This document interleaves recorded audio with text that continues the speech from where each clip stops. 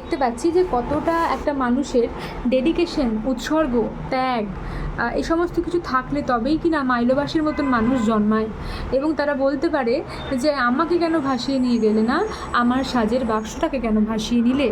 মাঠের পথে দলটা গায়ে ফিরে চলেছে, হতাশ, ক্লান্ত, চুপচাপ। মাইলোবাস মাথাটা ঝুলিয়ে হাঁটছে সবার পিছনে। তার মানে অপরাধবোধ প্রচণ্ড। তার ঘরেই তো সাজের বাক্সটা ছিল। এখন ব্যর্থ দরবারের পর সেই অপরাধবোধ আরও তীব্র হচ্ছে। চাঁদ সদাগর সে, তার আত্মায় দাঁড়িয়ে আছে এক অহংকারী, উদ্ধত, বিশাল পুরুষ। ক্রমশ দিনে দিনে সে তাকে দেখতে পেয়েছে। আসরে জনমণ্ডলীর সামনে যখন সেই ভিতরে পুরুষ পা ফেলে হাঁটে সাজঘর থেকে আসরে, তার মনে হয় কাকেও পরোয়া করার দরকার নেই। গায়ে সাজ চড়ালে দফাদার, আর তখন সে কিন্তু যুগের মানুষ নয়। কনস্টেবল, দারোগা, এসি, ডিও, ম্যাজিস্ট্রেট, বাহাদুর, তাবৎ সরকারি ব্যক্তি ক্ষমতাকে সে গ্রাহ্যই করে না। তখন তার 7 ছেলে, 7 বাণিজ্য তরী এবং সমুদ্রে ভেসে চলেছে বাণিজ্য করবার উদ্দেশ্যে। তার কিসের পরোয়া? জয় শম্ভু, জয় শম্ভু। চ্যাংমুড়ি কানিকে পুজো করবে তাই বলে হাতের হিনতাল যষ্ঠি নাড়া না দিয়ে গর্জন করেছে সে। তো তার ঠোঁটে ঘৃণা, চোখে ঘৃণা। এখন বাবুই হও, লাট বেলাটি হও, তফাৎ যাও। চাঁদ সদাগর জানে শুধু একজনকে, তিনি হলেন শম্ভু, শিব, দেবাদিদেব মহাদেব। এই ভাই বইয়াল, আস্তে, পাঠ মুখস্থ আছে। গায়ে সাজ চড়ালেই সব মুখের ডগায় ভেসে আসে। সাজ চড়ালেই তাকে সে এসে ভর করে, মানে চাঁদ সদাগর। যে মাথা নোয়াতে জানে না, সাজ চড়িয়ে সে স্পষ্ট দেখতে পায় কঠিনতম লোহার বাসর ঘর। দেয়াল ঘুরে হিনতাল কাঠ কাঁধে নিয়ে পাহারা দেয়। হায়, সেই ঘরে ছিদ্র ছিল, সোনার নখায় নীলবর্ণ হয়ে গেল। চাঁদ সদাগরের মাথা ঝুলে পড়ল। ও আ কি হলো হে মাইলোবাস, পাটগুলো নাকি? মতি চৌকিদার পিছনে ঘুরে বলে। কেউ কেউ হাসে। মাইলোবাস বলে, না, কি বলছো মনে হলো? একটা কথা ভাই চৌকিদার, বুলো। এখন নিজেদের ভাষার কথা বলছে ওরা। এ তো বাবু ভদ্রজনের সঙ্গে কথা বলা নয়, আপিস কাছারিও নয়। এখন মাতৃভাষায় না বললে কোনো সুখ নেই। ওকে চুপ করে থাকতে দেখে মতি আবার বলে, বুলো হে কথাটা, যদি সাজের বাক্সটা আকাশের ঘরেই থাকতো রে।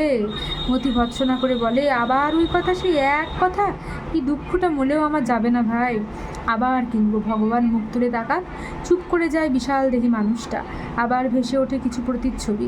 শামিয়ানার তলায় হ্যাসাগের শনশন শব্দ ভাসে, চারপাশে মুগ্ধ শ্রোতা এবং চারু মাস্টারের বেহালায় বাজে করুণ সুরে।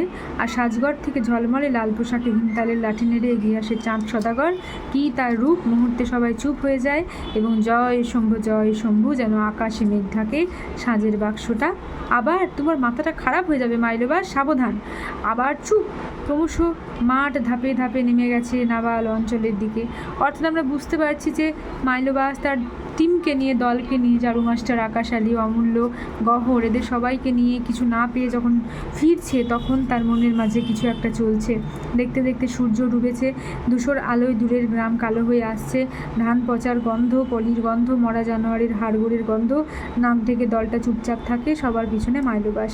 আবার একটু পরে মতি এবার ঘোরে, কিন্তু কিছু বলে না। কি বলবে? হাহাকার তো তার বুকেও কম জমে নেই। ডাঙা দেশে নবান্নের মরশুম চলে আসবে, অন্য দল এসে গাইবে, তারা হবে শ্রোতা। গভীর ঈর্ষায় তার মনটা চনমন করে ওঠে, কারণ এই মতিই তো হনুমান সাজে। আবার পিছনে ডুকরে ওঠা চাপা আক্ষেপ, আহা। এই মতি যে কিনা একদিকে বিবেক, যে কিনা একদিকে সং দেয়, যে কিনা একদিকে হনুমান। মতি চৌকিদার অফিসারকে বলেছিল, এখন শরীরে ব্যামো, ভেতরটা ঝাঁঝরাই বটে। 7 বছর ধরে মাইলোবাস চাঁদ সদাগরের পাঠ করে আসছে। এই 7 বছর সে, তার মানে এখানে একটা প্রসঙ্গের উল্লেখ আমরা পাচ্ছি যে 7 বছর এবং চাঁদ সদাগর এবং 7 ডিঙে 7 ছেলের মালিক হচ্ছে মাইলোবাস। 7 বছর আগে জ্যৈষ্ঠে তার শেষ লড়াই হয়ে গেছে গঙ্গার পূর্ব পারে প্রখ্যাত কুস্তিগির মোহনীবাবুর সঙ্গে। মানে তিনি একদিকে মালামো বা কুস্তিগিরও বটে। কী সব মারাত্মক প্যাচ জানতো আমাদের এই মাইলোবাস।